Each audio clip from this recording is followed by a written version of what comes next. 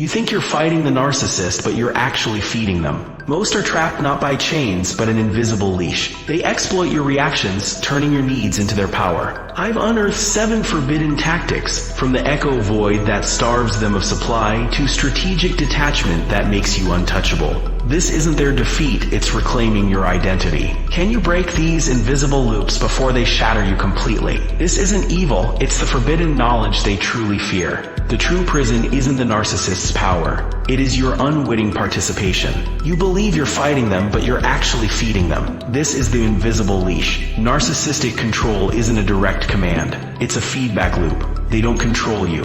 They exploit your predictable emotional responses and core needs. Your reactions are their fuel. Think of a digital echo chamber. You post, others react, and that reaction fuels the next post, trapping you in predictable engagement. The narcissist operates a similar system within your own mind. They poke at your desire for validation, your fear of abandonment, your need for fairness. You react, you explain, you defend. Each reaction sends a tiny pulse of energy back to them. Validation, frustration, fear, anger. All of it is supply. It confirms their control. It reinforces their method. They aren't pulling a leash, they're simply holding it while you endlessly pace within its invisible perimeter. Breaking free means understanding this mechanism. It means cutting off the power source. It means learning to respond with nothing. Now the blueprint. 7 precise psychological maneuvers designed to dismantle their control loop by disrupting their supply and reclaiming your internal landscape. This is how the machine works. Most people, when confronted, feel compelled to respond, to explain, to justify. This natural impulse is their primary target. The narcissist thrives on attention, on validation, on the drama your reactions create. When they provoke, they expect an echo. They want your anger, your tears, your desperate pleas for understanding. They need to see their reflection in your pain. Imagine a vast empty hall. You shout into it, expecting a reverberation, a reply. But there is only silence, a deep, unsettling void. This is precisely the sensation you must create for them. The echo void is denying all emotional, verbal, or reactive supply. It is responding with nothing, a blank stare, a noncommittal hum, a calm, unwavering silence in the face of their provocations. You don't explain. You don't defend. You don't even look away. You simply exist, present but utterly unresponsive to their manipulations. It creates an existential void for them, forcing them to confront an abyss where they expect a reflection. Watch their tactics falter. Watch their energy dissipate. We chase what's rare, what's difficult to obtain, what's slipping away. We're hardwired for loss, not abundance. Narcissists understand this instinctively. They use intermittent reinforcement, withdrawing affection or attention, then offering crumbs to keep you hooked. They make themselves scarce to make you crave them. They make their approval a coveted prize. You will now turn their own weapon against them. Think of a priceless artifact behind unbreakable glass. Its value isn't just in its beauty, but in its inaccessibility. The yearning it provokes. You are now that artifact. The scarcity mirror involves intentionally making your presence, your time, and your emotional availability a rare commodity. You reflect their own tactic. You are less available for spontaneous calls. Your responses become less immediate. Your emotional output, once abundant, becomes a trickle. This is not about playing games, it's about shifting the power dynamic. When your attention becomes a coveted, rare resource, their desperate need for it will resurface. Desire follows scarcity. Always. Your vulnerability is their map. Your true feelings are their leverage. Most people believe authenticity is always the best policy. This is a fatal flaw when facing a predator. The narcissist collects data on your weaknesses, your dreams, your insecurities. They file it away, waiting for the opportune moment to weaponize it. They don't see a person, they see a resource of information to exploit. Imagine a master illusionist. You see the card he wants you to see. You believe the trick is happening in front of you. But the real magic, the true manipulation, occurs behind the curtain, in the unseen adjustment. Your perception is being warped. The perception warp is the deliberate control of information they receive about your true feelings or vulnerabilities. You present a calculated, impenetrable facade. You speak in generalities. You share nothing personal or emotionally significant. You become a blank slate, revealing only what serves your strategic disengagement. This denies them the hooks they use to manipulate and exploit.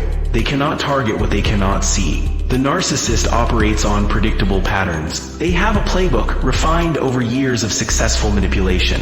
Your predictable reactions sustain their control. When they use guilt, you defend. When they gaslight, you try to logically explain. When they triangulate, you react with jealousy or insecurity. This is the loop. It is their comfort zone. It is your cage. Consider a broken record, skipping over the same groove, endlessly repeating the same sound. That is their manipulative pattern. Your job is not to repair the record, it is to lift the needle. To introduce a new sound, an unexpected silence that breaks the cycle entirely. The loop hijack involves identifying their core manipulative pattern. Is it guilt tripping, gaslighting, triangulation? Once identified, you consciously choose a new, unpredictable, non-reinforcing response. If they try to guilt trip instead of defending, you might calmly state, "That's an interesting perspective," and change the subject. If they gaslight, you might simply say, "I remember it differently," and disengage. This breaks their predictable control sequence, forcing them to adapt or retreat.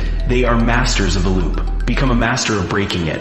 Their ultimate goal is to define you, to shrink your world until their opinion is the only mirror you see. Your self-worth becomes tethered to their approval, or lack thereof. They will praise you to build you up, then tear you down to keep you dependent. They will project their failures onto you, making you feel responsible for their chaos. You become a shadow of their making. Think of a mighty ship in a storm. If its anchor is weak, it will be tossed, broken against the rocks. But if its anchor is sunk deep into the bedrock, it will weather the fiercest gale. Your identity is that anchor. The identity anchor is rooting yourself deeply in your core values, boundaries, and sense of self, entirely outside their influence. This requires consistent self-reflection. What are your non-negotiables? Who are you truly independent of their projections or their praise and blame? Remind yourself daily. Journal it. Meditate on it.